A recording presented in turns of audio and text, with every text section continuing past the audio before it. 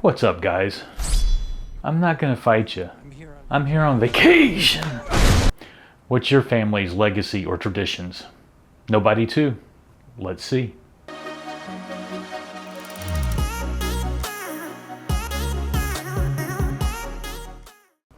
Hey, welcome back everybody. This week we got to see Nobody 2, directed by Timo Tjahjanto, starring Bob Odenkirk, Connie Nielsen, Christopher Lloyd, Sharon Stone, and Colin Hanks. Wow, that's quite a lineup. Who knew? So we have a father who becomes aware that he needs to spend some time with his family and making some memories and some adventures through a couple of text messages and also some conversations that he's had with his wife, that he needs to step away from his job and maybe attend some events with his family. A couple of things that feed into that theme is a family that fights together, stays together. I know that kind of sounds funny, but it's true. For Bob Odenkirk's character Hutch, he notices that the job that he has is playing and having an effect on his family's legacy. There's a moment where Hutch tells his son that, violence isn't always the way to handle things. And his son replies, "Yeah, but I like how you handle things." And you can see Hutch noticing that his legacy is being defined by the job that he has. One of the other messages in the movie is wherever you go, there you are. And wherever Hutch goes, trouble always ensues, and he's usually having to find or fight his way out of a situation. It's pretty funny. The cinematography was interesting. There was a couple shots that were very creative. One where inside the fun house, there's an explosion, which the fire comes out of the clown's mouth. I just found that interesting. There's another scene where Hutch and his wife are having a discussion, and it's pretty heated on, Hutch always getting in the situations and trying to fight his way out of it. And there's a tree that is separating the two, I think identifying what separation looks like. Bob Odenkirk in Nobody 1 trained really hard for those fight scenes, but once that movie was done recording, he actually continued that training. And when they came to him for Nobody 2, he was ready, and you can see the advancement in the fight scenes that show off his ability now.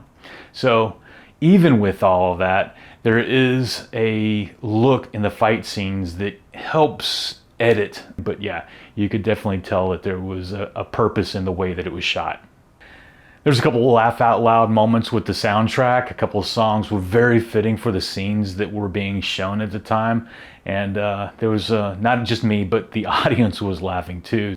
And then we have the great Christopher Lloyd making his return in the movie. And when he walks out of the assisted living home, the ladies that are sitting on the front porch just drop what they're doing and they know he's the man. I just love that scene. It was awesome.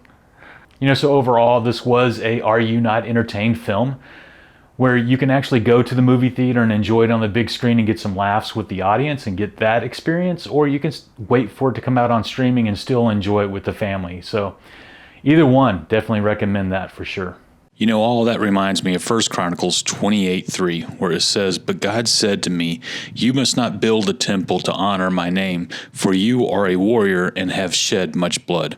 David was the warrior king, and he had to clear a path for Solomon to be able to do what he needed to do in his role in the plan. It was interesting that in this movie, Hutch's son inevitably chooses a different path than his father, and not taking the path of being a warrior, but a path of finding the peace.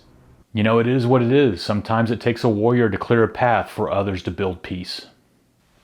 Hey, did you know in 2021, Bob Odenkirk suffered a heart attack, and it took 3 electric shocks from a defibrillator to bring him back? And he attributes his being able to survive that episode because of the training that he had in Nobody 1. Hey, now you know.